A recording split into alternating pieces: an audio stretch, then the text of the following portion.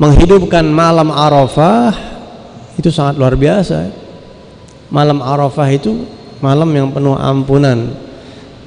Sayyidina Ali bin Abi Thalib, ada riwayat juga Imam Syafi'i menjelaskan, ada 5 malam dalam 1 tahun yang perlu dihidupkan, diperhatikan dengan ibadah, karena malam-malam ini mulia dan mustajab doa, banyak ampunan, ada pandangan Allah Subhanahu wa taala, yaitu diantaranya malam Idul Fitri, Idul Adha, malam nisfu Sya'ban, kemudian malam 1 Rajab, sama malam 9 Dzulhijjah, yaitu malam Arafah. Dan di hari Arafah ada amalan yang luar biasa. Hari Arafah ini kalau bisa udah ibadah dah kita ya. Di hari Arafah ada kebiasaan ulama-ulama masyayikh di Hadramut, para habaib di Hadramut, yang disebut dengan sahatut ta'rif, yaitu bersimpuh di hamparan Arafah. Waktunya ba'da asar sampai maghrib. Kalau bahasa sederhananya, menghadirkan suasana Arafah di tempat kita masing-masing. Kenapa begitu? Karena hari Arafah ini hari yang sangat luar biasa, di mana Allah Subhanahu wa taala menebar ampunan sebanyak-banyaknya. Banyak orang-orang yang Allah bebasin dari api neraka di hari Arafah itu, khususnya orang-orang ibadah haji.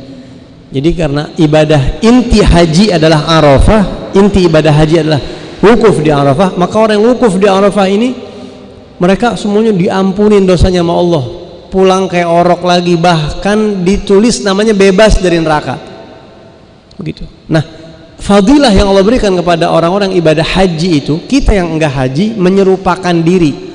Bukan dengan ya kita wukuf habis sholat asar, bukan berarti kita wukuf Arafah, itu bukan. Tapi kita wukuf, kita merenungkan bahwa sebagaimana Allah tumpahkan, Allah kucurkan kebaikannya di Arafah, hamba-hambanya mendapatkan. Enggak ngiri apa kita, ya Rabb, saya juga pengen, dan engkau kedermawananmu tidak terbatas ruang dan waktu. Kalau Allah mau dikasih, kami minta ya Rabb. La tuqdal hajah lisakit. Keinginan tidak diberikan, hajat itu tidak dikasih buat orang yang diem, ngomong, dikasih nanti sama Allah. Ya Rabb, sebagaimana kau tumpahkan orang-orang yang haji sekarang datang kepadamu begini, kami berikan kepada kami ya Allah. Masa iya Allah bilang, enggak gua nggak punya kemampuan buat kayak gitu, gua kan janji buat yang haji doang. Enggak, Tuhan dia ya, fa'alul lima yurid, dia berhak berbuat apapun yang dia mau. Dan ini bukan nggak ada dasarnya ya. Di Madinatul Munawwarah ada satu tempat di Madinah itu yang Nabi Muhammad SAW setiap hari Arafah selalu ke situ, karena Nabi kan pergi haji itu di tahun ke-10, di akhir umurnya Nabi pergi haji. Sejak haji diwajibkan oleh Allah pada tahun ke-6 Hijriah, berarti tahun ke-6 Nabi enggak haji, tahun ke-7 Nabi enggak haji, ke-8 enggak haji, ke-9 enggak haji, ke-10 Nabi baru haji. Nah, saat Nabi enggak berangkat haji, itu di hari Arafah Nabi pergi ke satu tempat, di situ Nabi doa kepada Allah. Dan sampai sekarang tempat itu ada. Dan orang-orang yang meneliti sejarah dengan jeli, mereka tahu itu. Di tempat ini Nabi setiap hari Arafah, setiap tahunnya Nabi berdoa kepada Allah. Sehingga kita pun begitu.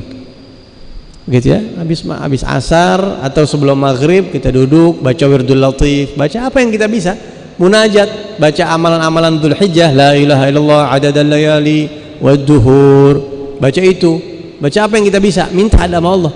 Ngapain Bib di hari Arafah? Kalau ente bingung mau ngapain, banyakin istighfar aja, banyakin istighfar sama Allah, minta ampunan ya. Ada juga istighfarnya Al Habib Hasan bin Abdullah bin Alawi Al Haddad yang dibaca bahkan sejak 1 Dzulhijjah sebenarnya dibaca. Astaghfirullahaladzim alladzi la ilaha illa huwal hayyul qayyum wa atubu ilaih, taubata 'abdin zalimin la yamliku li nafsihi darra wala naf'a wala mauta wala hayatan wala nusyura.